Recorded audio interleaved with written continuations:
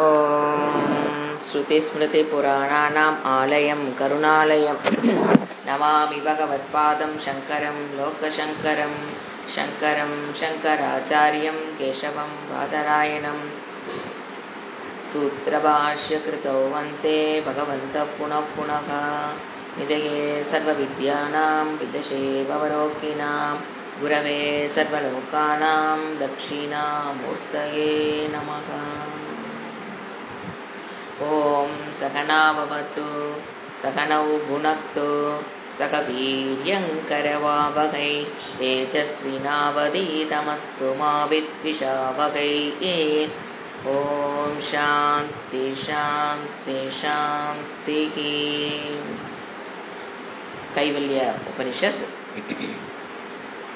ॐ भद्रं कर्णेभिः शृणुयाम देवाः भद्रं पश्येमाक्षभिर्यजत्राः स्थिरैरङ्गैः स्तुष्टुवागुंसस्तनूभिः व्यशेम देवगीतैः यथायुः। स्वस्ति न इन्द्रो वृद्धश्रवाः स्वस्ति न पूषा विश्ववेदाः स्वस्ति नस्ताक्षो अरिष्टनेमिः स्वस्ति नो बृहस्पतिर्ददातु। ॐ शान्ति शान्ति शान्तिः। கைவல்ய உபனிஷத்தில் பிரம்ம தத்துவத்தை பற்றிய கேள்வியை அறிவை வேணும்னு சிஷ்யன் கேட்கும்போது குரு உபதேசத்தை ஆரம்பிக்கிறாரு. அப்போ நாம் பார்த்தோம் என்ன அதுக்கு தேவை அப்படிங்கிறத ஸ்ரத்தா பக்தி தியானம், சிரவணம் மனனம் நிதித்தியாசனம் சாதனம் அப்படிங்கிறத சொன்னார். அதனால தான் பிரம்ம வித்யையை, மோட்சத்தை, சம்சார நிவிருத்தியை, ஆனந்த பிராப்தியை அடைய முடியும். எதனால் அடைய முடியாதுங்கிறதை சொன்னார். ந கர்மனா ந பிரஜையா, எந்த கர்மத்தை செய்வதனாலேயோ பிரஜைகளை பெற்றுக்கொள்வதனாலேயோ அடைய முடியாது. ந கர்மனா ந பிரஜையா, நம்ம பெறுகிற தனத்தினாலேயோ அந்த மோட்சத்தை, ஆனந்த பிராப்தியை, துக்க நிவிருத்தியை அடைய முடியாது. அப்போ அதற்குண்டான எடுத்தோன்ன இந்த இடத்துல ஆசிரியர் நிதித்தியாசனத்தை பற்றி சொன்னார். நிதித்தியாசனத்தை ஏன்னா ப்ரொசீஜர் சிரவணம் மனனம் நிதித்தியாசனம். ஆனால் இவர் எடுத்தோன்ன நிதித்தியாசனம்னா என்னன்னு சொல்லிட்டாரு. அதுக்கப்புறம் தான் அந்த நிதித்தியாசனம் பண்ண முடியல அப்படின்னா மெடிடேஷன், தியானம், நிர்குண பிரம்ம தியானம் பண்ண முடியலனா தட் இஸ் நிதித்தியாசனம். நிர்குண பிரம்மத்தை, தத்துவத்தை மனதில் நிறுத்தி வைத்து பழகுதல் அப்படிங்கிறது நிதித்தியாசனம். அது பண்ண முடியாது. ஏன் பண்ண முடியாது வகுப்புகள் கேட்டாலும் அப்படின்னா குவாலிஃபிகேஷன் இல்லைங்கும் போது அங்கே உள்ள சம்சயம் இருந்துக்கிட்டே தான் இருக்கும். நம்மளால கிளியர் கட்டான ஒரு உறுதியான ஞானம் கிடைக்காது. அது குருவோ சாஸ்திரமோ குறை கிடையாது. எனக்குள் குவாலிஃபிகேஷன் இல்லாத போது சம்சயங்கள் நிறைந்த ஞானமாகத்தான் இருக்கும். அப்போ குவாலிஃபிகேஷனை வளர்த்தி கொள்ள முடிகிற வரைக்கும் என்ன பண்ணினீங்க, சகுண பிரம்ம உமாசகாயம், சகுண பிரம்மத்தை நீ அந்த மந்திரத்தில் என்ன சொன்னார், உமையுடன் கூடிய சிவபெருமானை, சிவபெருமான் மட்டும் இல்லை விஷ்ணு எந்த தேவதையோ அதை எடுத்து வச்சு நீ மெடிடேஷன் பண்ணு. எது வரைக்கும் உன்னுடைய குவாலிஃபிகேஷன் ஃபுல்ஃபில் ஆகி வகுப்புகளை சொல்லி கொடுத்த விஷயங்களில் பிரம்ம தத்துவத்தில் நிற்க முடிகிற வரைக்கும் நீ என்ன பண்ணு, சகுண பிரம்ம தியானத்தை பண்ணு. நிர்குண பிரம்ம உபாசனை பண்ண முடியலனா கண்டிப்பாக குவாலிஃபிகேஷன் தான் ப்ராப்ளம். அந்த குவாலிஃபிகேஷனை பெற வரைக்கும் என்ன பண்ணு, உபாசனையை பண்ணு. உபாசனை மீன்ஸ் மெடிடேஷன், சகுண பிரம்ம உபாசனை, தேவதா உபாசனை, ஜபம், இந்த மாதிரி விஷயங்களை பண்ணு. அதுக்கப்புறம் டைரக்டாக டீச்சிங் வந்தார். அந்த தத்துவங்கிறது அந்த ஆத்ம தத்துவம் என்ன, பிரம்ம தத்துவம், அந்த பிரம்மம் தான் ஆத்மாவாக இருக்கிறது அப்படிங்கிற கான்செப்டுக்குள்ள வந்துட்டு அதுக்கு அடுத்தது உங்களுக்கு விளக்கங்கள், எதை பற்றின விளக்கங்கள் வந்ததுன்னா இப்போ 3, அதாவது எந்த டெக்னாலஜி யூஸ் பண்ண இந்த இடத்துல அவஸ்தாத்திரைய சாட்சி, அந்த டெக்னாலஜி யூஸ் பண்ணி, மெத்தடை யூஸ் பண்ணி எப்படி ஜீவ ஈஸ்வர ஐக்கியத்தை அடைதல் அப்படிங்கிறத நம்ம லாஸ்ட் கிளாஸ்ல பார்த்தோம். எந்த அவஸ்தாத்திரைய சாட்சி, ஜாக்கிரத்து, சொப்ன, சுஷுப்தி, இந்த 3 நிலைகளையும் ஒருவன் மாறி மாறி ஒரு நாள்ல வரும்போது அப்போ உள்ள ஒரு மாறாத அறிவு இதை 3ஐயும் பார்த்துட்டு இருக்குது. அந்த அறிவு ஒரு நாளைக்கு எப்படி மாறாமல் இருக்குதோ அது அப்படியே தான் உன்னுடைய வாழ்நாள் முழுவதும் அந்த அறிவு மாறாமல் இருக்கிறது. அந்த அறிவு தான் ஆத்மா. அப்போ அந்த அறிவு நமக்குள்ள இந்த 3 அவஸ்தைகள் ஏற்படும் போது அதுக்கடுத்து என்ன புரிதல் இருக்கணும்? அந்த அறிவு தான் எங்க இந்த உலகத்துக்கு, பிரபஞ்சத்துக்கு ஆதாரமாக இருக்கும்போது அது மாறாததாக, நித்தியமாக, சாஸ்வதமாக இருக்குன்னு புரியும் போது அது பிரம்ம தத்துவம். உலகத்திற்கு ஆதாரமாக அந்த அறிவை பார்க்கும்போது அது பிரம்ம தத்துவம். இந்த சரீரத்துக்கு ஆதாரமாக, 3 அவஸ்தாதைகளுக்கு ஆதாரமாக இருக்கிறதாக பார்க்கும்போது ஆத்ம தத்துவம். அந்த ஆத்மா, அந்த ஜீவன் தான் பிரம்மன். ஏன்னா அந்த பிரம்மம் தான் இந்த உலகத்தை இப்ப நம்ம படிக்கிறது அடுத்தது இந்த கான்செப்டுக்குள்ள ஜீவ ஈஸ்வர ஐக்கியம். இதுல பாத்தீங்கன்னா பாகத்யாக லட்சணம் அப்படிங்கிற மூலியமாகத்தான் நம்ம ஜீவ ஈஸ்வர ஐக்கியத்தை அடைய முடியும். பாகத்யாக லட்சணம்ங்கிற ஒரு மெத்தடு. பாகத்யாகம்னா என்ன அப்படின்னா, ஜீவனுக்கு உண்டான விஷயங்கள்லாம் எடுத்துக்கிறது, ஈஸ்வரனுக்கு உண்டான விஷயங்களை எடுத்துக்கிறது. அதுல எதை தியாகம் பண்ணுனா, அனித்தியமான விஷயங்களை தியாகம் பண்ணும்போது, உபாதியை தியாகம் பண்ணும்போது நமக்கு என்ன கிடைக்குது? ஜீவ ஈஸ்வர ஐக்கியம். இதற்கு தான் சாஸ்திரத்தில் அடிக்கடி ஒரு உதாரணம் சொல்லுவாங்க. இப்போ நீங்க உங்களுக்கு நீங்க ஸ்கூல் டேஸ்ல ஒருத்தரோட ஃப்ரெண்டா இருக்கீங்க, ஒரு 5th 6th வரைக்கும் படிச்சிருக்கீங்க, ரொம்ப க்ளோஸு. அதுக்கப்புறம் ஒரு 20-25 வருஷம் கேப், நீங்க படிச்ச ஊரு, ஸ்கூலு, ஒரு இடம், அதுக்கப்புறம் ஒரு 20-30 வருஷத்துக்கு அப்புறம் நீங்க அவங்கள வேற ஒரு இடத்துல, சம்பந்தமே இல்லாத டெல்லி அந்த மாதிரி நம்ம போகாத இடத்துல ஒரு ஏர்போர்ட்ல நீங்க இறங்குறீங்க, அவங்க வர்றாங்க, அப்படியே ஒரு ஸ்ட்ரைக் ஆகும் பாருங்க. அப்ப நாம பண்றது பாகத்யாக லட்சணம் தான். அதை வச்சுதான் நம்ம கண்டுபிடிக்கிறோம். ஏன்னா இப்போ நீங்க பார்க்கும்போது அவங்களுடைய ஸ்கின் வேற, ஹேர் வேற, ஹேர் நல்ல கருப்பா ரெட்டச்சடை போட்டுக்கிட்டு நாம ஒரு ஃப்ராக்ல கூட படிக்கும்போது அந்த ஃப்ரெண்டு நம்ம எப்படி பார்த்துருப்போம்? ஒரு ஃப்ராக் போட்டு, பாவாடை தாவணியில் போட்டு, இல்லை அந்த ஒரு இடம் வேற, நீங்கள் பார்த்த இடம் வேற, நீங்கள் பார்த்த ஸ்கின்னு வேற, கண்ணு வேற. இப்போ கண்ணாடி போட்டிருக்கலாம், அப்போ கண்ணாடி இல்லாமல் இருந்திருக்கலாம். முடி கருப்பாக இருந்திருக்கும், இப்போ முடி எல்லாம் வெளுத்து வெள்ளை வெள்ளைன்னு ஆயிருந்திருக்கலாம். முதல்ல அந்த ஆக்டிவாக நடந்திருப்பாங்க, இப்போ அந்த ஆக்டிவெல்லாம் போய் கொஞ்சம் வயசாகி கொஞ்சம் தொங்க நடக்கிற மாதிரி ஒரு நட மாறி இருக்கலாம். ட்ரெஸ் கம்ப்ளீட்டாக மாறி இருக்கும், லாங்குவேஜ் மாறி இருக்கலாம். நீங்கள் தமிழில் பேசிட்டுப்பீங்க, அவங்க இங்கிலீஷில் பேசிட்டு இருக்கிற கவனிக்கலாம். அப்படி அவ்வளவு மாற்றங்கள் வந்தாலும் எப்படி டக்குன்னு ஐடென்டிஃபை பண்ணுறோம்? நம்ம எல்லாத்தையும் என்ன தியாகம் பண்ணிட்டோம்? அந்த hair, comparison with hair, eyes, nose, skin, dress, place எல்லாத்தையும் என்ன பண்ணிட்டோம்? தியாகம் பண்ணிட்டு அந்த பர்சனை ஐடென்டிஃபை பண்ணுறோம். அதனால நம்ம என்ன பண்ணிடுறோம்?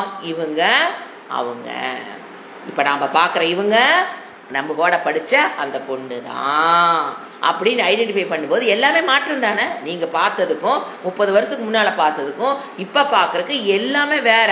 ஆனால் அப்போ என்ன பண்ணுறோம்? அப்போ என்ன அந்த டெக்னிக் நம்ம யூஸ் பண்ணுறோம்? சாஸ்திரம் சொல்லிதான் இந்த டெக்னிக்கு பேர் தெரியுது. ஆனால் நம்ம என்னதான் இயற்கையை என்ன பண்ணியிருப்போம்? அந்த வயசுக்கு இருந்தானது எல்லாத்தையும் அந்த எதை கம்பேர் பண்ணுமோ அதெல்லாம் விட்டுருவோம்.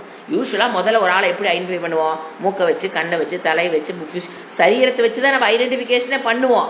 ஆனால் இந்த ஸ்டேஜில் என்ன பண்ணுறோம்? சரீரத்தை வச்சு ஐடென்டிஃபிகேஷன் பண்ண முடியாது. Complete change.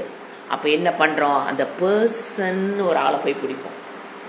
எப்படி ஐடென்டிஃபை பண்ணுறேன்னு புரிஞ்சுக்கிட்டீங்கன்னா அதே பாக தியாக லட்சணத்தின் மூலியமாகத்தான் ஜீவனையும் விசாரம் பண்ணி, ஈஸ்வரனை விசாரம் பண்ணி, ஈவன் தோ ஜீவன் அல்ப புத்தி, அல்ப சக்தி, எல்லாமே அல்பம்.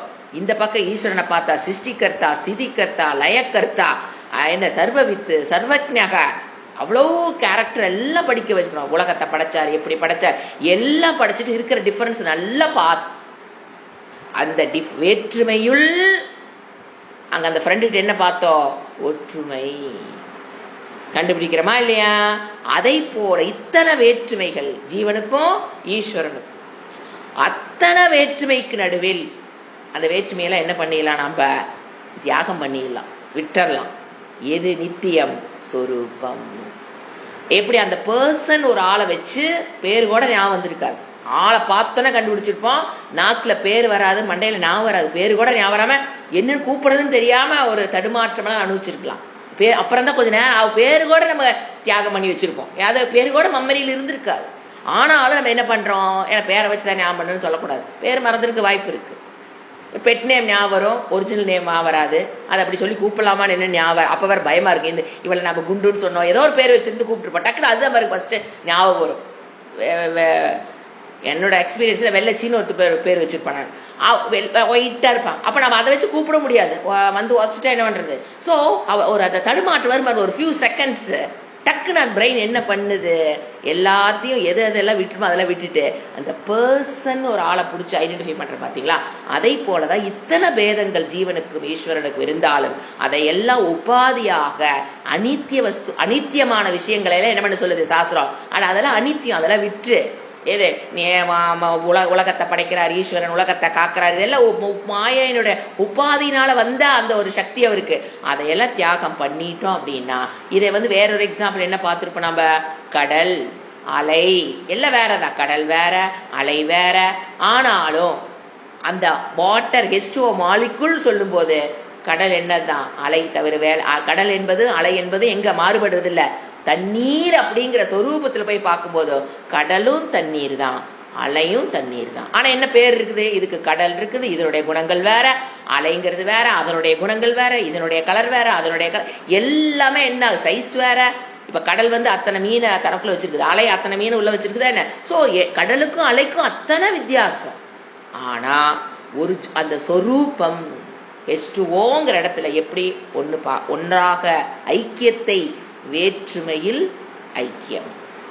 ஜீவனுக்கும் கடலுக்கும் அலைக்கும் வேற்றுமையில் நம்ம எதை பார்த்தோம், ஐக்கியம். அந்த ஃப்ரெண்டுக்கு இவ்வளோ வேதங்கள் இருக்கும்போது நம்மளால எதை பார்க்க முடிஞ்சது, ஐக்கியம். அதே போல ஜீவனுக்கும் ஈஸ்வரனுக்கும் என்ன எத்தனை வேதங்கள், உபாதியினால் வர வேதங்கள் வந்தாலும் அந்த ஐக்கியம், ஜீவ ஈஸ்வர ஐக்கியத்தை நம்ம பார்த்தோம். அதன் மூலியமாக நாம் போன கிளாஸ்ல நேற்று கிளாஸ்ல என்ன பார்த்தோம், இந்த மாதிரி பாகத்யாக லட்சணத்தை பயன்படுத்தி ஜீவ ஈஸ்வர ஐக்கியத்தை நம்ம புரிஞ்சுக்கணும். அப்ப ஜீவன் இவங்க இந்த இடத்துல இந்த உபனிஷத்து இப்ப நீங்க இதே முண்டக்கோ உபனிஷத்துல பாத்தீங்க அப்படின்னா, அடுத்தது இப்ப நம்ம பாக்குற 15, 16, 17 ரொம்ப முக்கியமான ஸ்லோகம், ரொம்ப கனெக்டட் டு ப்ரீவியஸ் ஸ்லோகம். அதனாலதான் அந்த கிளாஸ் கண்டினியூட்டி விட்டு போகக்கூடாதுங்கிறதுக்காக. ஏன்னா உபதேசம் 17வது மந்திரத்தோட உபதேசத்தை ஆசிரியர் முடிச்சிடுவாரு, அதுக்கப்புறம் வர்றதெல்லாம் ஸ்டூடெண்ட் பேசுறது. அப்போ அந்த 16, 17 ஸ்லோகங்கள் 14லிருந்து ஆரம்பிச்சு அந்த 15, 16, 17 எல்லாம் ரொம்ப இன்டர் கனெக்டட். அப்படி கண்டினியூஸா வகுப்பு நீங்க கேட்டீங்கன்னா உங்களுக்கு புரிதல்ங்கிறது ஈஸியாக இருக்குங்கிறக்காகத்தான் என்ன பண்றோம், கண்டினியூஸா கிளாஸஸா 2-3 நாள் போட்டு இந்த கைவெளித்தை சிந்திக்கலான்னு முடிவு பண்ணதுக்கு காரணம் they are very important. ஏன்னா முண்டக்கோ உபநிஷத்துலையும் நம்ம பார்த்துருக்கோம் எது சிருஷ்டியை பத்தி, அங்க சொன்னப்பட்ட சிருஷ்டிக்கும் இங்க சொல்றப்ப இங்கே அடுத்த சிருஷ்டி தான். ஈஸ்வர தத்துவம்னு அடுத்து என்ன பார்க்கணும், அவர் உலகத்தை படைச்சிருக்காரு இல்லையா. அப்ப சிருஷ்டி கிரமத்தை பார்க்கும்போது அங்க சொன்னதுக்கும் நம்ம ஆல்ரெடி படிச்சதுனால இங்க சொல்றதுக்கும் ஒரே விஷயம்தான், ஆனா சொல்ற விதம் வேற. அங்க பாத்தீங்கன்னா ஏத்தஸ்மாத்னாங்க ஒரு ப்ரோனவுன், அவரிடம் இருந்து நம்ம அங்க புரிஞ்சுக்கிட்டோம், ஈஸ்வரிடம் இருந்து என்ன வந்தது, உலகம் வந்தது. ஆனா இங்க ஐக்கியத்தை புரிஞ்சுக்கிட்டா என்னிடம் இருந்து இந்த உலகம் வந்ததுன்னு டீச்சிங் அப்படிதான் ஆரம்பிக்குது. என்னிடம் இருந்து, ஏன்னா என்னிடம் இருந்துன்னா இந்த சரீரத்திலிருந்தெல்லாம் உலகமெல்லாம் வராதுங்க. என்னுடைய சொரூபம், அந்த ஞான அறிவு சொரூப பிரம்மம், அகம் பிரம்மாஸ்மின்னு புரிஞ்சதுக்கு அப்புறம் பிரம்மத்திடமிருந்து என்ன வருது, அப்ப பிரம்மம்னா நான். அப்ப என்னிடமிருந்து டீச்சிங் எங்க போகுது, என்னிடமிருந்து என்னுடைய பிரம்ம தத்துவத்திடமிருந்து என்னிடமிருந்து இந்த உலகம் சிருஷ்டி ஆகுங்கிறது அப்படியே ஒரு matured way of teaching understanding. முண்டக்கோ புரிஞ்சவங்க தான் என்ன பண்ண முடியுங்க, கைவல்யத்துக்கு வர முடியும். ஏன்னா இறைவன் படைச்சாருங்கிறது புரிஞ்சுக்கிறது ஈஸி, நான் படைத்தேங்கிறது it is not easy to understand. அப்படியே உரலை வச்சு கண்ணு சொல்லுது, குச்சி வச்சு காதுக்குள்ள குத்திரமா இருக்கும், it's not easy to understand.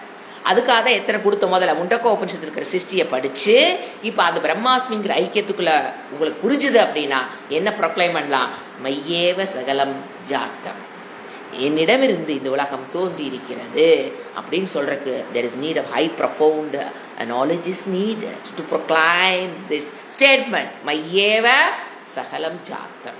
என்னிடமிருந்து இந்த உலகம் வந்திருக்குன்னு சொல்றதுக்கு you need a high knowledge. அதுல அந்த அறிவில் இங்க அவரு இறைவன் அப்படிதான் இங்க டீச் பண்றது. என்னிடமிருந்து சிருஷ்டி இப்ப என்னிடமிருந்து வந்திருக்கு அப்படிங்கிற மாதிரி இவர் கொண்டு போறாரு. இப்ப நம்ம இந்த மந்திரத்தை பார்த்துட்டு அடுத்தது சிருஷ்டிக்கு போலாம்.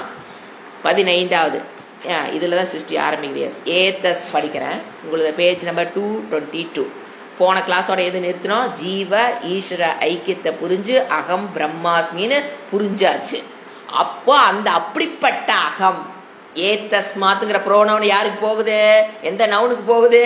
அப்படிப்பட்ட என்னிடம்னு புரிஞ்சுக்கணும். முண்டக்கோபனிஷத்துல என்ன பார்த்தோம்? ஈஸ்வரிடமிருந்து நாங்க வந்திருக்கோம். இங்க என்ன வருது? மேல சொன்னப்பட்ட ஏத்தஸ்மா. போன சொல்றதுல ஏத்தஸ்மாத் எதை பத்தி? பிரம்ம. அதுல வராரு. ஏத்தஸ்மாத் படிக்கிறேன். ஏத்தஸ்மா ஜாயத்தே பிராணக மனக சத்வேந்திரியாணிச்ச கம் வாயு ஜோதிராபக பிருத்திவி விஸ்வஸ்ய தாரிணி. படிச்சோன்னு உங்களுக்கு புரிஞ்சிருக்கும். சிருஷ்டி கிரமத்தை பத்தி இறைவன் பேசுறாரு.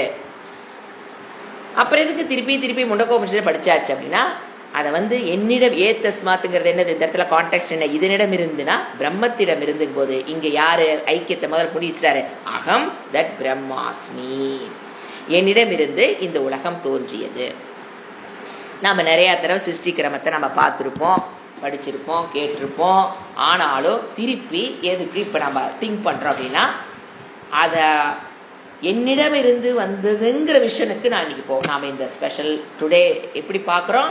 என்னிடம் இருந்துங்கிற விஷயம்ல நம்ம பார்க்கிறோம். என்னிடம்னா இந்த சரீரத்திடமிருந்து அல்ல, என்னுடைய ஆத்மஸ்வரூபத்திலிருந்து, என்னுடைய பிரம்மஸ்வரூபத்திலிருந்து இந்த சிருஷ்டி வந்திருக்கு.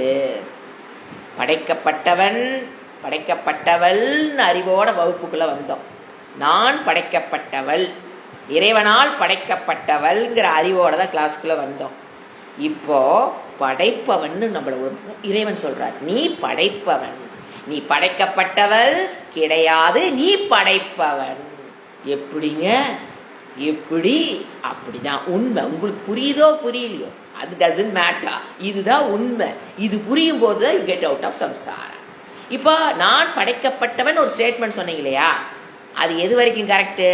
இந்த சரீரம் படைக்கப்பட்டிருக்கிறது, படைத்தவன் இறைவன். அந்த இடத்துல அது கரெக்ட் ஸ்டேட்மெண்ட்.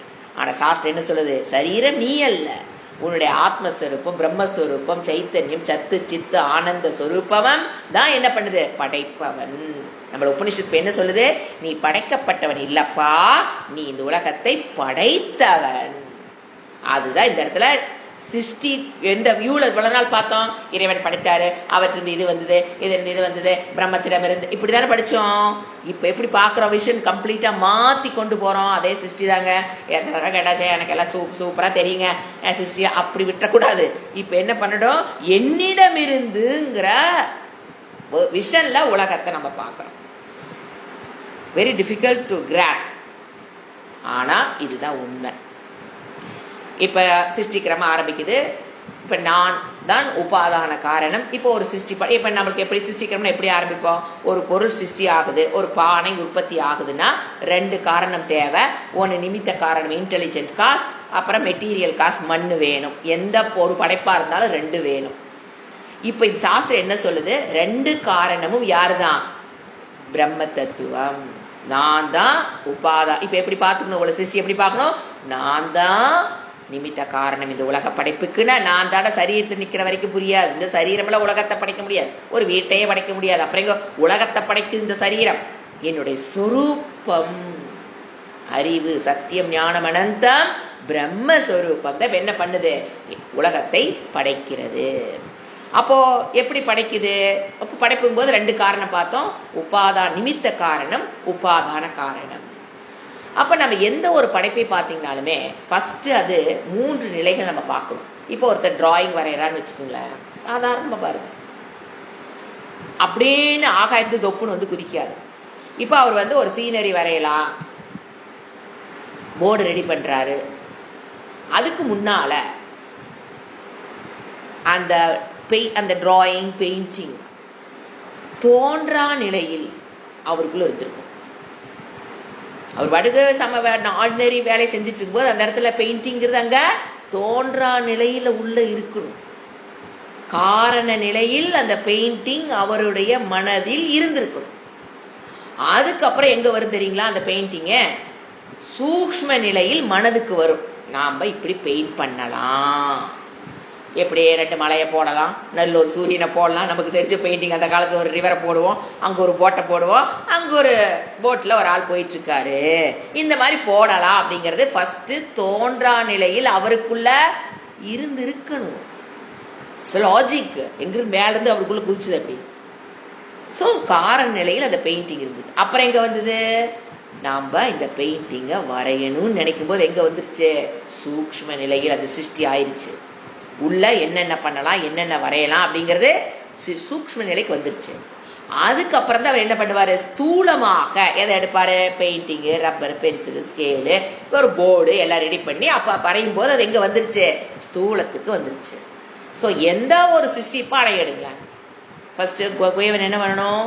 இன்னைக்கு பானை, அந்த அறிவு, அந்த பானை அவருக்குள்ள இருந்தது. படைக்கப்பட போற பானைகள் எங்க இருக்கும்? அவருக்குள்ள காரணமா இருந்திருக்கும். காரண நிலையில் விகல்பம் இல்லாமல் உள்ள இருந்திருக்கும். அப்புறம் அவர் இன்னைக்கு நினைப்பார், இன்னைக்கு பானை 10 பானை செஞ்சிடலாம் அப்படிங்கும் போது அது சூக்ஷ்மத்துக்கு வந்துருச்சு. இப்படிப்பட்ட பாடை 5 லிட்டர்ல ஒரு 10 படைக்கலாம், 1 லிட்டருக்குல ஒரு 5 படிக்கலாம். என்னென்ன யார் யார் என்னென்ன கடைக்காரர் என்னென்ன கேட்டிருக்காங்களோ அதையெல்லாம் நீங்க படைக்கலாம். ஃபர்ஸ்ட் எங்க அவர் கணக்கு போடுவார்? அதுக்கு தகுந்த மாதிரி தான் மண்ணு போய் வாங்கிட்டு வருவார். சூக்ஷ்ம சிருஷ்டி முடிச்சதுக்கு அப்புறம் தான் மண் எவ்வளவுன்னு வேணுங்கிறதுக்கு அப்புறம் தான் ஸ்தூலத்துக்கு மண்ணுக்கே வருவார். ஸோ இதெல்லாம் அப்ப எங்க படைப்பு ஆயிடுச்சு? சூக்ஷ்மம். அப்புறம் அந்த மண்ணை வச்சு அந்த சக்கரத்துல வச்சு எப்படி பண்றாரோ பண்ணும்போது நம்ம என்னத்தை பாத்துறோம்? ஸ்தூலமான பானை வருது. ஸோ எதா ஒன்ன பார்த்தீங்கனாலுமே, ஒரு செல்போன் பார்க்குறீங்கனாலும் அது ஒருத்தனுடைய காரணத்தில் இருந்துதான் எங்க வந்திருக்கும்? சூக்ஷ்மா வந்துதான் இப்ப கண்ணு முன்னால் நம்ம இந்த செல்போனை பார்க்கிறோம். ஸோ எந்த சிருஷ்டி எடுத்தாலும் அதுல 3 நிலை. அப்போ இறைவனுடைய படைப்பு இங்க இந்த சூத்திரத்தை என்ன புரிஞ்சுக்கணும்? நான் உலகத்தை எப்படி படைத்தேன்? பிரம்ம தத்துவமாக இருக்கிறேன் நான். ஃபர்ஸ்ட் காரண ரூபத்தில் அது என்னிடம் இருந்தது. அதுக்கப்புறம் சூக்ஷ்மத்துக்கு வருது, ஸ்தூலத்துக்கு வருது. அப்ப காரணத்தில் இருக்கும்போது எல்லாமே என்ன ஆகாங்க? ஒடுக்க வெளியில தெரியாது இல்லைங்களா? பானை அவருடைய சூக்ஷ்ம நிலை காரண நிலையில் இருக்கும்போது அந்த பானை வெளியில தெரியாது. சூக்ஷ்மா இருக்கும்போது அவரை பார்ப்பாரு. ஆனா காரண நிலையில் அவருக்கு என்ன சொல்ற? விகல்பமற்ற நிலையில் அந்த சிருஷ்டி அங்க இருக்கணும். விகல்பம் அற்ற நிலையில் இருந்துதான் வெளியில வருது. இப்ப அதை போல நாம் இந்த உலகத்தை படைத்தவர் இறைவன் அப்படிங்கிறது இல்லாம பிரம்ம தத்துவம் என்னுடைய சொரூபத்திலிருந்து அது வந்திருக்குன்னு பார்க்கும்போது ஃபர்ஸ்ட் என்ன தோணுச்சு? அதாவது இந்த உலகம் கண்ணுக்கு முன்னால ஒரு உலகம் பார்க்கிறோம் இல்லைங்களா? அது தோன்றுவதற்கு முன்பு எங்க இருந்திருக்குது? காரநிலையில் ஒடுக்கமாக இருந்திருக்கிறது. அதுக்கப்புறம் தான் எங்க வந்தது? சூக்ஷ்மத்துக்கு வந்தது. கண்ணுக்கு தெரியாத ஒரு உலகமாக இருந்து இப்ப நம்ம கண்ணுக்கு பார்க்கிற உலகம் வந்துருச்சு. அப்போ அது எப்படி படைப்பு முதல்ல ஆரம்பிச்சு? அந்த பிரம்ம தத்துவம் அதனோட சக்தியான காரண பிரபஞ்சம் எதில் ஒடுங்கி இருந்தது? போன சிருஷ்டி முடிஞ்சதுக்கு அப்புறம் எங்க எதுல ஒடுக்கம்? காரண பிரபஞ்சத்தில் எண்டைய சிருஷ்டி ஒடுங்கி இருந்தது. அந்த ஒடுங்கி இருந்தது அப்ப என்ன நினைக்கிறார் அவரே? பிரம்மம் என்ன பண்ணுச்சான்? சீயத்தேன்னு என்ன அர்த்தம்? நம்ம படைக்கலாம். ஏன்? அடுத்த புண்ணிய பாப்பத்தை அனுபவிக்க வேண்டிய நிர்பந்தம் யாருக்கு இருக்குது? ஒரு ஜீவனுக்குள்ள என்ன இருக்குது? புண்ணிய பாப்பம். அதை அனுபவிக்க வேண்டிய காலம் வந்தவுடன் பிரம்ம தத்துவம் என்ன நினைக்குது? Let us create. பிரம்ம தத்துவம்னா நான் புரிஞ்சுக்கணும். இந்த கைவல்யத்தில் அந்த பிரச்சனையை நான் புரிஞ்சுக்கிட்டு வரதே இருக்கணும். இப்ப நான் என்ன நினைக்கிறேன்? லெட் அஸ் கிரியேட் த சிருஷ்டி அப்படின்னு பிரம்மமாகிய நான் நினைத்தேன். அப்போ அது என்ன பண்ண? என்னுடைய எங்கிட்ட இருக்கிறது என்னது? சத்தியம், ஞானம், அனந்தம், பிரம்ம. நான் என்ன பண்ணினேன்? அந்த ஐ lens my consciousness, I Lent my existence and then ஞானம் டு த காரண பிரபஞ்சம். அந்த காரண பிரபஞ்சத்தை என்ன சொல்லுவேன்? பேர் என்ன வச்சிருப்போம்? முதல்ல மாயைக்கு முன்னால பிரகிருதி. அந்த காரண பிரபஞ்சத்துக்கு பேர் என்ன? பிரகிருதி. அப்ப 2 தத்துவம், பிரம்ம தத்துவம் அதனோட சக்தியான அதில் ஒடுங்கி இருக்கிற பிரம்ம பிரகிருதி ரூபம். அப்ப அந்த 2 பிரம்ம தத்துவம் தன்னுடைய சத்தியம் இருப்பையும் அறிவையும் அந்த பிரம்ம பிரகிருதிக்கு கொடுத்தோன்ன அந்த பிரகிருதி பிகம்ஸ் ரிஃப்ளெக்டிங் மீடியமா ஆனோன்ன அது வரைக்கும் அது ரிஃப்ளெக்டிங் மீடியம் அல்ல. ரிஃப்ளெக்டிங் மீடியம் ஆனோன்னா ஏன் ஆகுது? ஜீவாஸ் ஹேஸ் டு அண்டர்கோன் ஆல் புண்ணிய பாபத்தை அனுபவிக்கணும் அப்படின்னு உடனே அது பிகம்ஸ் ரிஃப்ளெக்டிங் மீடியம் ஆனோன்னு என்ன ஆகுது? அது பிகம்ஸ் மாயா. அது இறைவனிடம் பிரம்ம தத்துவத்திடமிருந்து இருப்பையும் அறிவையும் பெற்றதற்கு பிறகு அந்த பிரகிருதி பிகம்ஸ் ஆக்டிவ் மாயா, அறிவுள்ள மாயா. அதுக்கு முன்னால ஜடமா இருந்த பிரகிருதி இப்ப என்ன ஆயிடுச்சு? மாயை தத்துவம். அதிலிருந்து முதல்ல எது வந்தது? அது மாயை தத்துவத்திலிருந்து. அது இப்ப பாத்தீங்கன்னா பிரம்ம தத்துவம் 2 விதத்துல நிமித்த காரணம் அதுதான், உபாதான காரணம் அதுதான். இப்ப மாயை பாத்தீங்கன்னா பரிணாம உபாதான காரணம். ஏன்? தனக்குள் மாற்றங்கள் ஆயிட்டா அவ உலகத்தை படைக்கிறான். அவ பரிணாம உபாதான காரணம். அப்ப பிரம்மம் என்னது? விவர்த்த உபாதான காரணம். தனக்குள் எந்தவித மாற்றத்தையும் ஏற்படுத்தி கொள்ளாமல் உலகத்தை படைப்பதாரு? பிரம்மம். தனக்குள் மாற்றத்தை ஏற்படுத்தி கொண்டு உலகத்தை படைப்பது மாயா. இந்த 2 தத்துவம் சேர்ந்ததுக்கு பேர் நம்ம என்ன பேர் வைக்கிறோம்? ஈஸ்வரஹா. சோ பிரம்மம் விவர்த்த உபாதான காரணம். அதற்குள் இருக்கிற மாயா பிரம்ம தத்துவத்திடமிருந்து அதாவது பிரம்ம தத்துவமிருந்து அறிவையும் இதையும் பெற்ற மாயா பிகம்ஸ் பரிணாம உபாதான காரணம். அப்ப பிரம்மம் என்ன பண்ற? நம்ம நிமித்த காரணமும் பிரம்மம், உபாதான காரணமும் என்ன புரிஞ்சுக்கிறோம்? பிரம்ம. ஆனா என்ன என்ன உபாதான காரணம் புரிஞ்சுக்கணும்? விவர்த்த உபாதான காரணம். மாயா பரிணாம உபாதான காரணம். இப்பதான் சிருஷ்டி ஆரம்பிக்குது. காரணம் அங்கிருந்து வருது. இப்ப நாம எடுத்துக்கலாம் ஒரு களிமண். அந்த பானையை படைக்கிறார் அப்படின்னா அந்த குயவன் நிமித்த காரணம், இன்டெலிஜென்ட் காஸ். அந்த மண் என்னது? மெட்டீரியல் காஸ், உபாதான காரணம். அங்க நிமித்த காரணம் வேற, உபாதான காரணம் வேற. அந்த குயவன் போய் மண்ணை எடுத்துட்டு படைக்கிறாரு ஒரு பானையை. இறைவன் அப்படி படைக்கல. ஏன்? சப்போஸ் மண்ணு தீர்ந்து போச்சுன்னு வச்சுக்கோங்க, குயவனால பானை படைக்க முடியாது. இறைவனுக்கு ஒரு இயலாம வந்துடும். ஒரு உபாதான காரணத்துக்கு அவர் வேறொருத்தருக்கு போன் போட்டு வந்தா தான் நம்ம படைக்க முடியுங்கிற உலகத்தை படைக்கிறதுக்கு அவர் வேறொருத்தரை எப்படி குயவன் மண்ணை சார்ந்து இருக்கிறானோ படைப்பிற்கு, அதை போல் இறைவன் உபாதான காரணத்திற்கு வேறொன்றை சார்ந்ததாக இருப்பதாக இருந்தால் இறைவன் சார்பு நிலைக்கு வந்து விடுவார். இவர் போன் போட்டா அவன் என்ன சொல்லுவான்? ஸ்டாக் இல்ல சார், 4 நாள் கழிச்சு அனுப்புறேன்றான். சோ இறைவன் என்ன ஆயிடுவாரு? இன்னொருத்திட்டு போய் சார்பு அவன் கொடுத்தாதான் அவர் படைக்க முடியும். அப்படி அல்ல இறைவன், சார்பற்றவர் இறைவன்.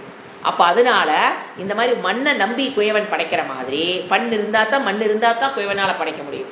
மண் இல்லைனால குயவனால படைக்க முடியாதுங்கிற நிலைக்கு இறைவன் வந்தவர். அவர் இறைவனே அல்ல, சர்வசக்திமான். எப்படி பேர் வைக்கிறது அவருக்கு? சோ அவர் தான் என்னவா இருக்காரு? உபாதான காரணம், மெட்டீரியல் காசு அவர் தான். அப்ப நீங்க எதை கண்ணில் பாக்குறீங்கனாலுமே அது இறைவன். நம்ம பானையை பார்க்கும்போது குயவனை பார்க்க முடியாது. குயவன் வேற, அவர் வச்சுட்டு படைச்சு வச்சுட்டு அவர் போயிட்டாரு. அதை நீங்க மண்ணா தான் பார்க்க முடியாது, அதை குயவனாங்க பார்க்க முடியும். ஆனா இங்க என்னவா இருக்காரு? மெட்டீரியல் காசாக இறைவன் இருக்கிறார். அதுல பாருங்க, அந்த மெட்டீரியல் காசு என்ன ஆயிட்டே வருது? மாறிக்கொண்டு பரிணாம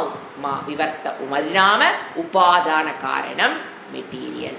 பட் அந்த பிரம்ம தத்துவம் தனக்குள் எந்தவித மாற்றத்தையும் ஏற்படுத்தி கொள்ளாமல் உபாதான காரணமாக இருப்பது பிரம்மங்கிற அண்டர்ஸ்டாண்டிங் இந்த கிளாஸ்ல நம்ம புரிஞ்சுக்கணும். அப்ப பிரம்மம் தான் என்ன சொல்லலாம்? இப்போ இவ்வளவு நாள் என்ன சொல்லலாம்? ஈஸ்வரன் தான் உலகத்தை படைக்குது, பிரம்மம் உலகத்தை படைக்கலிங்கிற அண்டர்ஸ்டாண்டிங்ல இருந்தோமா? அதை மாற்றி ஈஸ்வரன் என்னதான் படைக்கப்பட்ட ஒன்று, அதுவும் எங்கதான் வரப்போகுது? சத்தியத்துக்குள்ள வரப்போறது இல்லை. அப்போ என்ன சொல்ல தெரியணும்? பிரம்மம் தான் உலகத்தை படைச்சதுன்னு சொன்னாலும் சரி, பிரம்மம் உலகத்தை படைக்கலின்னு சொன்னாலும் சரி. எப்படி இது 2 கான்ட்ரடிக்ஷன் சரியா வருது? பிரம்மம் உலகத்தை படைச்சதுன்னு சொல்லும் போது விவர்த்த உபாதான காரணமாக பிரம்மம் இருக்குதுன்னு புரிஞ்சுக்கிட்டோம்னா எஸ், உலகம் பிரம்மத்தை படை. பிரம்மம் உலகத்தை படைக்கலின்னு சொல்லும் போது அது எந்த காரணமா மட்டும் இருக்குது? நிமித்த காரணமான நிலையில் நீங்க பிரம்மனை பார்த்தீங்கன்னா அது என்ன பண்றது இல்ல? உலகத்தை படைக்கல. ஸோ அதனுடைய by lending its consciousness, by lending its existence, மாயா உலகத்தை படைக்கும். அந்த சிருஷ்டி புரிஞ்சுக்கிறது ஈஸி. எது? இறைவன் உலகத்தை படைச்சாருங்கிறது ஈஸி டு அண்டர்ஸ்டாண்ட். அவரு சக்திமான் புரிஞ்சு வச்சிருப்போம். ஆனா அதை நான் தான் செஞ்சங்க போது நான்கிற எங்க போய் உட்காந்துட்டோம்? பிரம்ம தத்துவத்தில் பிரம்ம தத்துவம் நான் புரிஞ்சுக்கும் போதுதான் கைவல்யம் புரியும். ஏன்னா நான் படைத்தேன்னு வருது இங்க. அப்படிப்பட்ட பிரம்மனிடம் தான் நான், அந்த அகம் பிரம்மாஸ்மின்னு சொன்னதுக்கு அப்புறம் நான் மாயோட உதவியுடன் நான் அப்படிங்கும் போது நான் புரிஞ்சு கொள்வது கொஞ்சம் இங்க கஷ்டம். அதுக்குதான் என்ன சொல்றது, கைவல்யம்ங்கிறது பல அதாவது உண்டக்கம் மற்ற உபனிஷத்துக்கள் ஓரளவுக்கு உள்ள போயிருக்கும் போதுதான் கைவல்யமே புரியும். ஏன்னா நான் படைத்தேங்கிற இடத்துல நம்ம என்ன ஆயிடுவோம், அப்படியே பிளாக் ஆயிடுவோம். இப்ப எந்த இடத்துல நம்ம சொல்றோம் நான்கிறது அகம், அந்த பிரம்ம தத்துவமாக நான் இருக்கிறேங்கிற இடத்துல நின்று பார்க்கும்போது நான் தான் உலகத்தை படைத்தேன். இப்ப நம்ம இந்த மந்திரத்துக்குள்ள வருவோம். ஒரு டிஃபரெண்டான ஒரு உபனிஷத்து, முக்கியமான உபனிஷத்து. ஏ தஸ்மாத், அந்த பிரம்மனிடமிருந்து பிராணக. இப்ப என்னென்ன சிருஷ்டியாச்சு? ஃபர்ஸ்ட் நம்ம முதல்ல ஆல்ரெடி படிச்சதா நம்ம ரிவைஸ் பண்ணிக்கலாம். அந்த பிரம்மத்திடம் என்னிடமிருந்து ஃபர்ஸ்ட் என்ன வந்தது? 5 சூக்ஷ்ம பூதங்கள், காரண நிலையில் ஒடுங்கி இருந்த 5 சூக்ஷ்ம பூதங்கள் ஃபர்ஸ்ட் சிருஷ்டியாச்சு. ஆகாசம், வாயு, அக்னி, ஆபகா, பிருத்திவி. கண்ணுக்கு தெரியாத சூக்ஷ்ம நிலையில் இருக்கிற 5 பூதங்கள் படைக்கப்பட்டது. அதிலிருந்து யாரு உபாதி? அக்னி யாரு? பிரம்ம தத்துவம். ஆகாசம் யாரு? பிரம்மத்து. அப்படி தெரிஞ்சுக்கணும். அவரிடமிருந்து அவர்தான் உபாதான காரணம். ஆகாசம் யாரு? பிரம்ம. அக்னி யாரு? பிரம்ம. வாயு யாரு? பிரம்ம. ஆபகாரு? பிரம்ம. பிருத்திவி யாரு? பிரம்ம. அவர் தானே உபாதான காரணம். அப்படி சேர்த்து புரிஞ்சுக்கணும். அப்ப அப்படி சூக்ஷ்மமான 5 பூதங்களிடமிருந்து எது தோன்றுச்சு? கண்ணுக்கு இப்ப தெரிஞ்சிட்டு இருக்கிற ஸ்தூல பூதங்கள் உற்பத்தி ஆச்சு. அப்ப அங்க ஒரு ப்ராசஸ் போச்சு, பஞ்சீகரணம். அதாவது ஆகாசம் தன்னுடைய ஒரு பங்கை எது கொடுத்தது? 8ல் ஒரு பங்கை 4ல் அதாவது ஆகாசம் என்பது 2ஆக பிரிந்து அந்த அப்பர் பார்ட் வந்து 4ஆ பிரிஞ்சு அது ஒரு ஷேர் என்ன பண்ணுச்சு? 8ல் ஒரு பங்கு ஆகாசம் தன்னுடைய பங்கை பக்கத்தில் இருக்கிற மற்ற 4 பூதங்களுக்கு கொடுத்தது. அப்போ 1/8 ஆஃப் ஆகாசம் கோஸ் டு, ஏன்னா ஆகாசம் இடம் கொடுத்தா தான் நீங்க அங்க வந்து ஆப்பகவா வாயுவே வர முடியும். ஆகாசங்கிறது ஸ்பேஸ். அந்த ஸ்பேஸ் இடம் கொடுத்தா தான் அங்க என்ன வர முடியும்? வாயு வர முடியும். அதுக்கப்புறம் அக்னி, அதுக்கப்புறம் ஆபகா, அதுக்கப்புறம் பிருத்திவி. என்ன நடக்குது? ஷேரிங் நடக்கும். சூக்ஷ்மமான நிலையில் ஷேரிங் நடக்கும். நீங்க சூக்ஷ்ம பூதத்திலிருந்து நமக்கு உருவானதுதான் நம்ம இந்திரியங்கள்லாம். நம்மளுடைய இந்திரியங்கள்லாம் கண்ணுக்கு தெரியுதுல, பாத்தீங்களா? ஏன் நமக்கு கண்ணு தெரியுது? கண்ணுக்குள்ள இந்திரியம் கண்ணுக்கு தெரியுது, அந்த சக்தி ஏன் தெரியுது இல்ல? அது அந்த சூக்ஷ்மத்திலிருந்து வந்திருக்கு. இதெல்லாம் டீட்டெயிலா நம்ம எங்க கேர் ஆஃப் தத்துவபோதம். இந்த இடத்த நான் விளக்குன்னா அப்ப திருப்பி தத்துவபோதத்தை நடத்துற மாதிரி ஆயிரும். நான் வந்து மேலோட்டமானதா சொல்றேன். அப்படி உங்களுக்கு புரியல அப்படின்னா தத்துவபோத வகுப்பு எடுத்து நீங்க கேட்டு பாருங்க. சிருஷ்டிங்கிறது தெளிவா போயிட்டு இருக்கும். ஒரு முறைப்படி அங்க போகும். ஆச்சா? அப்ப சூக்ஷ்மத்திலிருந்து இப்ப என்ன வந்து பஞ்சீகரணம், ஷேரிங் நடந்து 5க்கும் 1க்கு 1 ஷேர் பண்ணிச்சு. அதுக்கு முன்னாடி என்ன புரிஞ்சுக்கணும்? அந்த சூக்ஷ்மத்தினுடைய இதுல இருந்தா என்ன வந்தது? நம்மளுடைய இந்திரியங்கள், மனம், பிராணம், எது சூக்ஷ்ம சரீரமோ அதெல்லாம் அங்கிருந்து வந்தது. அதுக்கப்புறம் இந்த பூதங்கள் என்னாச்சு? தனக்குள்ள ஒரு ஷேரிங் நடந்தோன்னா, பஞ்சீகரணம் நடந்தோன்னா அது பிகம்ஸ் ஸ்தூலம். கண்ணுக்கு தெரிகிற ஆகாசம் கண்ணுக்கு தெரியுதுல, ஆனா ஒரு ஆகாசம் ஒன்று இருக்கிறதுனாலதான் உள்ள என்ன இருக்குது? வாயுல இருப்பிடம், வெற்றிடம் சொல்லுவோம். அது கண்ணுக்கு தெரிகிற வெற்றிடம். அதிலிருந்து வந்ததுதான் ஆகாச வாயு, அதிலிருந்து வந்தது அக்னி, அதிலிருந்து வந்தது ஆபக, அதிலிருந்து வந்தது பிருத்திவி. இப்ப என்ன ஆயிடுச்சு? சிருஷ்டி 2 லைன்ல நான் முடிச்சிட்டேன். இது நம்ம தத்துவபோதத்துல 3 கிளாஸ் 4 கிளாஸ் பார்த்துருக்கோம். 2 மணி நேரம் 3 மணி நேரம் சிந்திச்சிருப்போம். அதை தான் இப்ப நான் ஷார்ட்டா சொல்றேன். இப்ப இதுதான் என்ன, இதைத்தான் அவர் இங்க பாருங்க. இப்ப நான் சொன்னதுக்கு இன்னும் ஷார்ட்டா 2 லைன்ல முடிச்சிட்டாரு இவர். Because you are also advance students. அவங்களுக்கு தெரியும் இந்த இடத்துல நம்ம என்ன பண்ணிட்டு இருக்க வேண்டாம். தஸ்மாத் ஏ தஸ்மாத் வந்தது அப்படிங்கிற சொல்லாம அப்படியே டக் டக்குன்னு எப்படி சிருஷ்டி பாருங்க. ஏ தஸ்மாத் அந்த பிரம்மனிடமிருந்து பிராணக, பிராணன், மனக, சர்வேந்திரியாணி. இப்ப 3 எதை காமிக்குது? சூக்ஷ்ம பூதங்களில் இருந்து ஃபர்ஸ்ட் எது வந்தது? சூக்ஷ்ம பூதம் பிராணன். அப்ப நம்ம சூக்ஷ்ம சரீரத்துடைய அங்கங்கள் என்ன? 5 கர்மேந்திரியாணி, 5 ஞானேந்திரியாணி, 5 பிராணன், ஒரு மனம், ஒரு புத்தி. இந்த 17 அங்கங்களுடன் கூடியதுதான் என்னுடைய சூக்ஷ்ம சரீரம். அது அந்த சூக்ஷ்ம பூதத்திலிருந்து வந்தது. அந்த இந்திரியங்கள் கம் ஆகாசம், வாயு காற்று, ஜோதி நெருப்பு, ஆபக நீர், விஸ்வஸ்ய அனைத்துக்கும் தாரணி பிருத்திவி. இது எல்லாத்தையும் ஏன் இது வந்து யாருக்கு விஸ்வஸ்ய தாரணி? அட்ஜெக்டிவ் பூமிக்கு கொடுக்குறாங்க. அனைத்துக்கும் ஆதாரமாக இருக்கும் பிருத்திவி. இப்ப இந்த எல்லா ஸ்தூலத்துக்கும் யார் ஆதாரமா இருக்கா? நம்ம எல்லாம் நிக்க வச்சு இடம் கொடுத்து வச்சிருக்கிறது யாரு? பிருத்திவி. ஸோ அனைத்துக்கும் ஆதாரமான பிருத்திவி கடைசியில தோன்றுச்சு. இப்ப நாம எடுத்தோன்னு என்ன புரிஞ்சுக்கோங்க, நிறைய மிஸ் ஆயிருக்குது பாத்தீங்களா? அதாவது சூக்ஷ்ம பூதங்கள், பஞ்சீகரணம், அதுக்கப்புறம் தான் ஸ்தூலம், இதெல்லாம் இங்க விளக்கப்படவில்லை. இப்ப என்ன சொல்லிட்டாரு? அந்த பிரம்மனிடமிருந்து 5 பூதங்கள் உருவாச்சு. அந்த பிரம்மனிடமிருந்து பிராணன், மனம், அனைத்து இந்திரியங்கள், ஆகாசம், காற்று, நெருப்பு, நீர், அனைத்துக்கும் ஆதாரமாக இருக்கும் பூமி.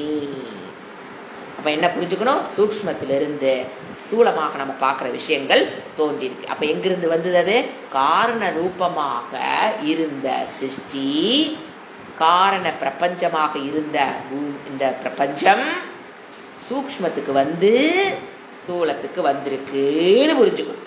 அண்டர்லைன் பண்ணி ஒண்ணுதான். என்ன பண்ணணும், என்ன புரிஞ்சுக்கணும்? போன சிருஷ்டியில் இருந்தது எங்க ஒடுங்குச்சு? காரண பிரபஞ்சத்துல ஒடுங்குச்சா? போன சிருஷ்டியில ஸ்தூலமா இருந்ததெல்லாம் சூக்ஷ்மத்தில் ஒடுங்குச்சு, சூக்ஷ்மா இருந்ததெல்லாம் காரணத்தில் ஒடுங்கி இருந்தது. அடுத்த சிருஷ்டி ஆரம்பிக்கும் போது அந்த காரணத்தில் இருக்கிறது எங்க வந்தது? சூக்ஷ்மத்துக்கு வந்தது, அதிலிருந்து ஸ்தூலத்துக்கு வந்துருச்சு. ஹோல் சிருஷ்டிய 2 லைன்ல ஏதஸ்மா ஜாயத்தே பிராணக மனக சர்வேந்திரியாணி ச கம் வாயு ஜோதி ஆபகா பிருத்திவி. யார் அந்த பிருத்திவி? விஸ்வஸ்ய தாரிணி. இப்ப நம்ம கண்ணுக்கு முன்னால எல்லாத்தையும் தாங்கி கொண்டிருக்கிற பிருத்திவி தான் கடைசி.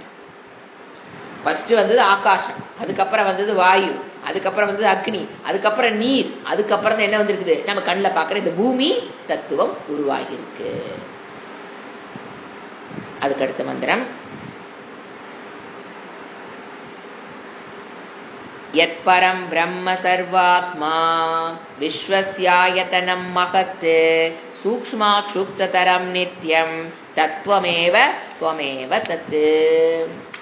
இப்போ அந்த உலகம் சிருஷ்டியை பற்றிய விளக்கங்கள் கொடுத்ததுக்கு பிறகு எத்து, எந்த, மகத்து. ஏன் மகத்து? பிரம்ம தத்துவத்துக்கு மகத்துன்னு சொல்லுவோம். மகத்து இஸ் ஈக்குவல் டு பிரம்மன்னு அர்த்தம்.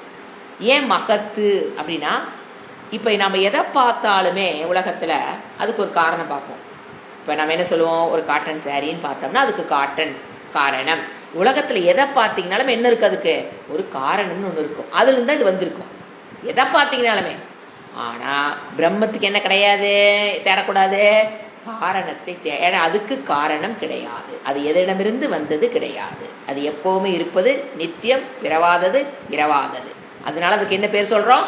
மகத்துனாவே பிரம்ம. அனதர் நேம் ஃபார் பிரம்ம என்னது? மகத்து. அந்த வேளான பரபிரம்மன் என்ன சொல்றாங்க? நித்தியம். அது எப்பவுமே இருப்பது. அதுக்குன்னு ஒரு, ஏன்னா நீங்க பிரம்மத்துக்கு மேல ஒண்ணு சொன்னீங்கன்னா பிரம்ம காரியமாயிரும். அப்படி கிடையாது. இது அல்டிமேட் காரணம், நித்தியம். அது என்றும் உள்ளது. அதான் சொன்ன, பிறவாதது, மாற்றத்துக்கு உட்படாதது பிரம்ம தத்துவம். அது அழியாத தத்துவம் பிரம்ம தத்துவம். அது என்னைக்கு என்ன கற்பனை பண்ணக்கூடாது. அது எப்பங்க தோன்றுச்சுன்னு கேட்கக்கூடாது. அப்ப என் தோன்றுச்சுன்னு என்ன கேட்கறீங்க? அதுக்கு ஒரு காரணம் இருக்கிற மாதிரி ஆகும். அப்ப அதுக்கு ஒரு இப்ப என்ன அனவஸ்தா சோசம் போயிட்டே இருக்கும். இது அல்டிமேட் நித்தியம். என் நித்தியம் என்னது? திரிகால திஷ்டதி நித்தியம். அதெல்லாம் அப்ளை பண்ணி புரிஞ்சுக்கணும். அதாவது அதுக்கு ஒரு பிறப்புங்கிறது இருந்தா தான் நம்ம என்ன சொல்லுவோம்? அது ஒரு காலத்துக்கு மாறுபடும், அது ஒரு காலத்துல போகும்னு சொல்லுவோம். இது தனக்குள் எந்தவித மாற்றத்தையும் ஏற்படுத்தி கொள்ளாத நித்தியம், தனக்கென்று காரணம் இல்லாத. இப்படி புரிஞ்சுக்கணும். பிரம்மம்னா என்னது? தனக்கென்று ஒரு காரணம் இல்லாதது. இது சரீரத்துக்கு காரணம் இருக்கா? இருக்கு. எல்லாத்துக்கும் ஒரு காரணம் இருக்கானா? அது அல்டிமேட் காரணம். அதனால அது நித்தியம். அடுத்தது பரம் பிரம்ம நித்தியம், சர்வாத்மா, எல்லாருடைய ஆத்மாவாக. இந்த அர்த்தம் எப்படி புரிஞ்சுக்கணும்?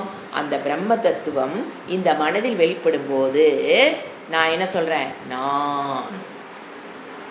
அந்த பிரம்ம தத்துவம் இன்னொரு கொசுவோட வெளிப்படும் போது கொசு நினைச்சுக்குதே நான் ஆத்மா. ஆத்மான என்னங்க? நான் நான் நான் வெளிப்படும். அந்த பிரம்ம தத்துவம் தான் ஒரு சரீரத்திலே வெளிப்படும் போது நான் நான் நான் நான் வெளிப்படுது. எல்லாருடைய ஆத்மாவாக உள்ளதோ விஸ்வசிய ஆயத்தனம். இந்த உலகத்துக்கு அது எப்படி இருக்குது?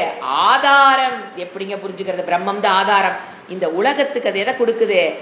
இருப்பையும் அறிவையும் கொடுத்து இந்த உடலுக்கு ஆதாரம் எது? ஆத்மா. அது மாதிரி இது உலகத்துக்கு ஆதாரம் எது? பிரம்ம.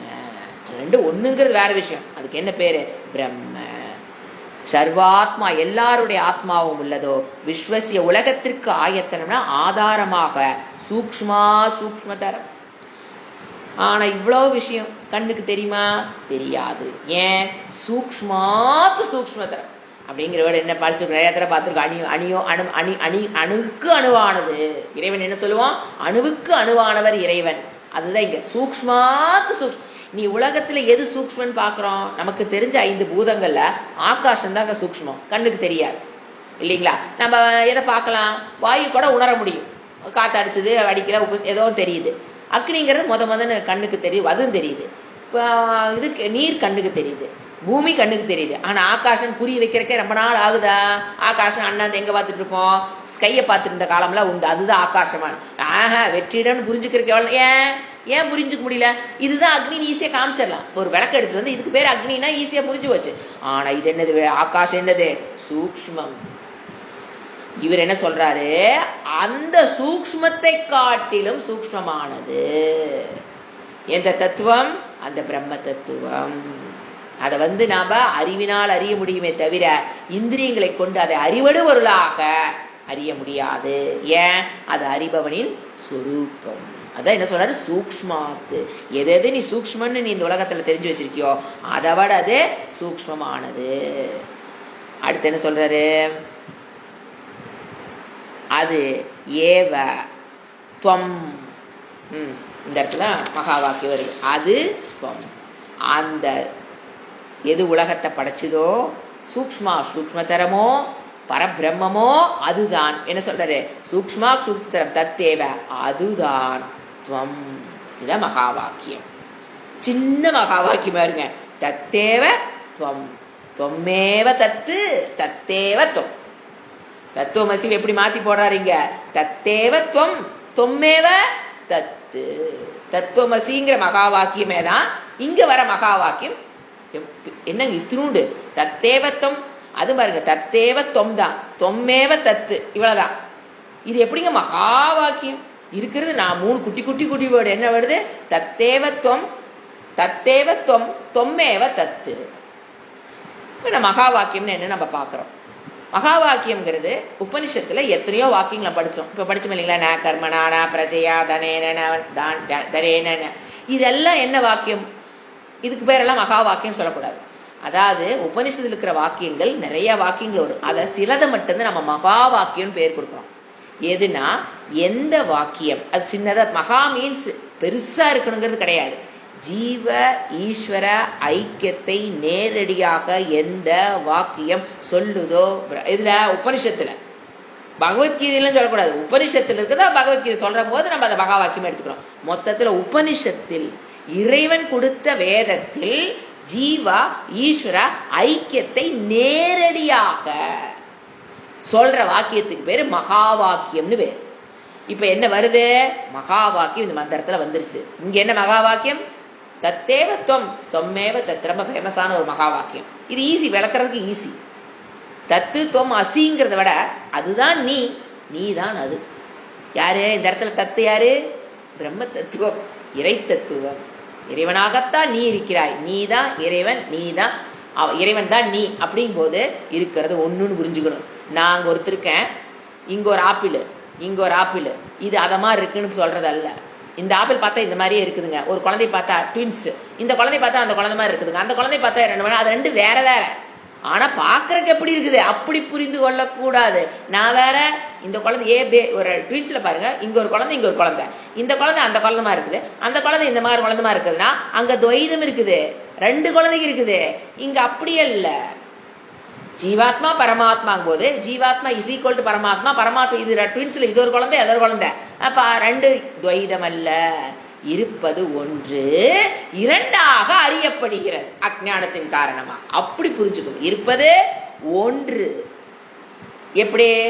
இந்த கேட்ராக்ட் வந்துட்டா தெரியும் பாருங்க, ஒன்று ரெட்ரக்டே தெரியுதுங்கிறாங்களே, அந்த கேட்ராக்டில் உட்காந்துருக்கு. நாம எதை பார்த்தா சில பேர் சொல்லுவாங்க, பார்த்தீங்க எதை பார்த்தாலும் எனக்கு ரெட்ரக்டே தெரியுதுன்னா அந்த கேட்ராக்ட் நல்லா மூடாமல் இருக்கும்போது அந்த மாதிரி நம்ம அறியாமையின் காரணமாக நம்ம எப்படி பார்க்குறோம், அங்கே இருக்கிறது ஒரே குழந்தை, நாம் கண்ணு எப்படி காமிக்குது, ரெட்டையா காமிக்குது.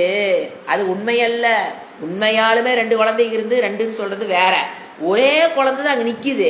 என்னுடைய கண்ணில் பிரச்சனை. அதனால அந்த குழந்தை எப்படி தெரியுது, எனக்கு பக்கத்திலே ஒட்டி இன்னொரு குழந்தை இருக்கிற மாதிரி தெரியுது. அப்போ இந்த குழந்தை மாதிரி அந்த குழந்தை, அந்த குழந்தை மாதிரி இந்த குழந்தை. ஐயோ, கேட்ராக்ட் அஜ்ஞானத்தை நீ ரிமூவ் பண்ணிட்டாருன்னா, டாக்டருங்கிற குரு அந்த அஜ்ஞான கேட்ராக்ட் வலிச்சு எடுத்துட்டாருன்னா என்னதான் தெரியும், ஒரே குழந்தை தான் அங்க தெரியும். அதுதான் இங்க என்னது, அந்த அஜ்ஞானம் விலகும் போது என்ன தெரியும், ஜீவன் தான் பரபிரம்ம, பரபிரம்மம் தான் ஜீவன் அப்படிங்கிறது அத்வைத பிலாசபி. அதைத்தான் இங்க அது மகா வாக்கியம் எதை நிலைநாட்டுது, தத்தேவ தொம் தொம்மேவ தத்துன்னு எப்படி புரிஞ்சுக்க கூடாது, 2 பொருள்கள் இருக்கு, 2 சமன்படுத்துறது அல்ல, இருப்பது ஒன்று. ஏன் எனக்கு 2 தெரியுது, ரெண்டாவா பலவா ஏன் தெரியுது, நம்ம கண்ணுல என்ன இருக்குது, அஜ்ஞானங்கிற திமிரம். அஜ்ஞான திமிராந்தஸ்ய, அந்த வேர்டு வருமே, திமிரம்னா கேட்ராக்டுங்க. திமிராந்தஸ்ய திமிர கேட்ராக்டோட நீ பார்க்கும்போது உலகம் ரெட்ரக்டே தெரியலாம், ஆனா உண்மையில் இருப்பது ஒண்ணு. என்ன சொல்றாரு, அதுதான் மகா வாக்கியம். என்னன்னு பார்ப்போம். மகா வாக்கியம் அப்படிங்கிறது ஜீவ ஈஸ்வர ஐக்கியத்தை நேரடியாக சொல்ற வாக்கியம், பெரிய வாக்கியங்கிற அர்த்தம் கிடையாது. அதுக்கு ஏன் மகா வாக்கியம் பேர் வந்து தெரியுங்களா, மகா பிரயோஜனத்வாத் அது மகா வாக்கியம் சொல்லுவோம். அதை நீ புரிஞ்சுக்கிட்ட அப்படின்னா மகா பிரயோஜனம். வாக்கியம் சின்னதா இருக்கும், தத்துவமசி ஒரு வாக்கியம், தத்தேவத்தம் தொம்மேவத்தம் என்ன அவ்வளவு பெரிய வாக்கியம் என்ன, குட்டி உண்டு. ஆனா ஏன் அதுக்கு மகான் பேர் கொடுத்தாங்க, அதை நீ புரிஞ்சுக்கிட்டீன்னா பிரயோஜனம் மகத்து, மகா பிரயோஜனத்வாத் மகா வாக்கியம், ஜீவனும் ஈஸ்வரனும் ஒன்றுன்னு சொல்ற வாக்கியம். அந்த மகா வாக்கியத்தை நம்ம எப்படி புரிஞ்சுக்கிட்டோம், ஃபர்ஸ்ட் பாகத்யாக லட்சணம், ஜீவனையும் ஈஸ்வரனையும் எதை வச்சு புரிஞ்சுக்கிட்டோம், பாகத்யாக. சில விஷயங்களை ஜீவனுக்கு ஈஸ்வரனுக்கும் இருக்கிற விஷயங்களை தியாகம் பண்ணி சொரூபத்துல போய் நின்று நாம புரிந்து கொண்டோம். இப்ப அடுத்து மகா வாக்கியத்துக்கு அடுத்து என்ன வருது,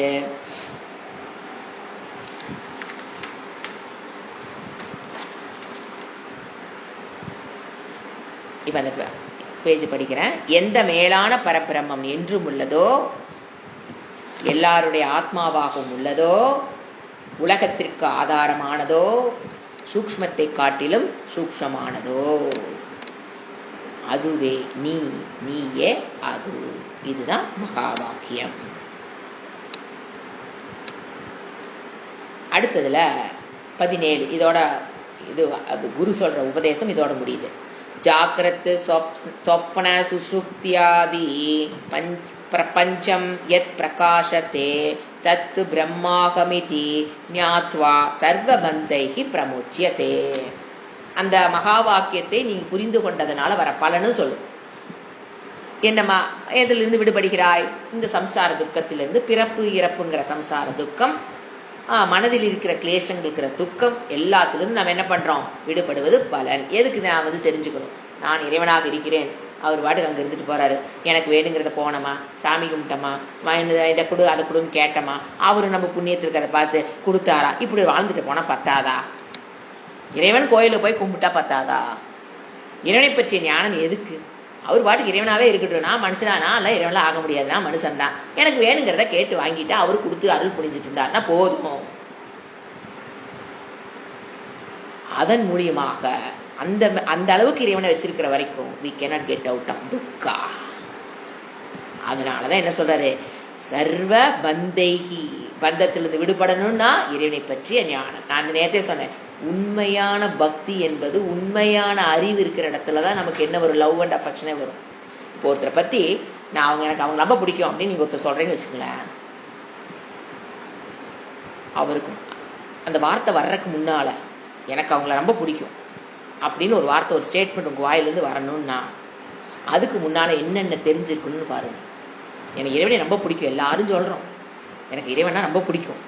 அந்த வார்த்தை சொல்றதுக்கு முன்னால அந்த வார்த்தை சத்தியமாக ஆகணும்னா வாயில சொல்றது வேற, வாயில வடை சொல்றது வேற, உணர்ந்து சொல்றது வேற. இறைவனை எனக்கு ரொம்ப பிடிக்கும் நீங்க ஒரு வார்த்தை சொல்றீங்கன்னா, அதுக்கு ஒருத்தர் ஒரு எக்ஸாம்பிள் சொன்னேன். ஒருத்தர் எனக்கு ரொம்ப பிடிக்கும் நீங்க சொல்றீங்கன்னா, அதுக்கு முன்னால என்னென்ன ப்ராசஸ் நீங்க உள்ள போயிருக்கணும்? அவங்கள பார்த்துருக்கணும், அவங்களோட பேசியிருக்கணும், அவங்களோட பழகி இருக்கணும், அவங்களோட கேரக்டர் தெரிஞ்சிருக்கணும், அதுல சில விஷயங்கள் உங்களுக்கு பிடிச்சிருக்கும். அதுக்கப்புறம் தான் என்ன சொல்லுவீங்க? அவரை பற்றி அறிவு இருக்கணும். ஜென்ரல் அப்படிதாங்க, எல்லாத்தையும் சேர்த்து நான் ஒரே வேர்டு பாடுறேன். ஒருத்தரை பற்றி அறிவு இருந்தா தான் நீங்க அவரை என்ன பண்ண முடியும்? அன்பு செலுத்த முடியும். Love and affection. இறைவன் மீது லவ் அண்ட் அஃபெக்ஷன் பேர் தான் பக்தி. மனிதருக்கு மேல வச்சீங்கன்னா அதுக்கு பேர் லவ் அஃபெக்ஷன் சொல்றோம். அதையே அப்படி இறைவன்ட்ட வச்சா அதுக்கு பேர் என்ன? பக்தி. தேசத்து மேல வச்சா தேச பக்தி, குரு மீது வச்சா குரு பக்தி, இறைவன் மீது வச்சா இறை பக்தி, தேவதை மேல வச்சீங்கன்னா தேவதா பக்தி. இந்த பக்தின்னு என்னது? Love and affection. இப்ப சாஸ்திரம் கேட்கறது, இறைவன் மீது உண்மையான லவ் அண்ட் அஃபெக்ஷன் வரணும்னா கண்டிப்பா இறைவனை பத்தி தெரிஞ்சிருக்கணும். அப்பதான் உண்மையான லவ் அண்ட் அஃபெக்ஷன் வரும். அப்ப அதுக்கு முன்னால பக்தின்னு ஒண்ணு இருந்திருக்கும். That is belief. ஒரு நம்பிக்கை தான்.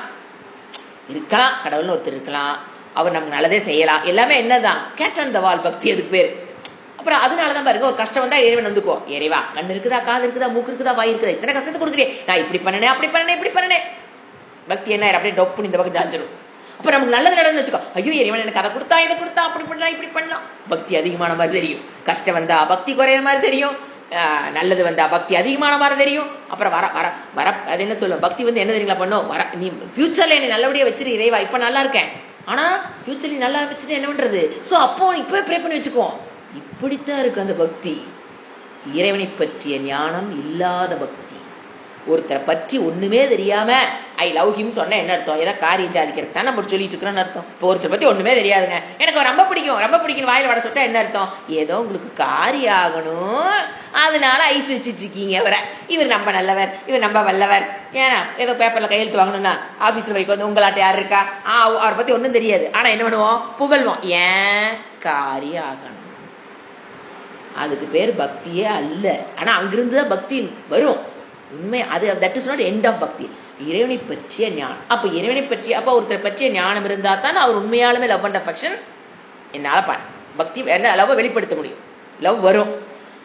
அப்ப இறைவனுக்கு அதே தானே, இறைவனை பற்றிய ஞானம் வர வரத்தான் நமக்கு என்ன வரும், அவர் மேல பக்தியே உண்மையான பக்தி. நான் சொல்றேன், கஷ்டம் வந்தா நொந்தர பக்தி, கிடைக்கிறதெல்லாம் வேணுங்கிறதெல்லாம் கிடைச்சிட்டா பக்திங்கிறதெல்லாம் கிடையாது.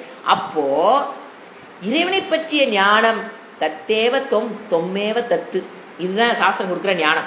இந்த அறிவை இறைவனை பற்றி ஈஸ்வரனை பற்றி அறிவு இறைவன் தான் உலகத்தை படைச்சாரு. எப்படி வந்தது? சூக்ஷ்ம காரணத்திலிருந்து சூக்ஷ்ம வந்தது, சூக்ஷ்ம வந்தது சூழ வந்தது, அவர் கர்மபல தாத்தாவா இருக்கு. இப்படி இறைவனை பற்றி என்ன தெரிஞ்சுக்கோ, ஈஸ்வரனை பத்தி கர்மபல தாத்தாவா இருக்காரு. இப்படி இறைவனை பற்றி இன் டீட்டெயில் போக போக பக்திங்கிறது தானா வரும். நீ பக்தியாயிரு நீ பக்தியாயிருன்னெல்லாம் சொல்ல வேண்டாம், ஏன்னா ஞானத்தை கொடுத்துட்டுமே.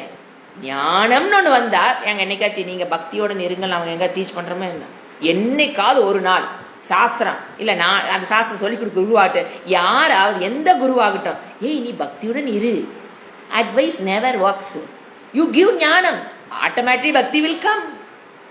யூ கிவ் ஞானம், ஆட்டோமேட்டிக்லி தி பக்தி வில் கம். இதுதான் உண்மை. எந்த ஒரு விஷயத்தை குழந்தைக ஃபாலோ பண்ணணும்னு நீங்க நினைக்கிறீங்களோ அதற்குண்டான ஞானத்தை கொடுக்கணும். நாம அதை பண்ண மாட்டோம். அட்வைஸ் எது? பக்தியோடு இருங்கள், பக்தியோடு இருங்கள். நான் லட்சம் தடவை சொன்னால் நீங்க பக்தியோடு இருக்க முடியாது. பக்தியோடு இருக்க மாதிரி நடிக்கலாம். ஏன்? அங்க நாலேஜ் இல்லையே. எதை பற்றி அறிவு இருந்தா அதுல தானே we can love and affection வரும்.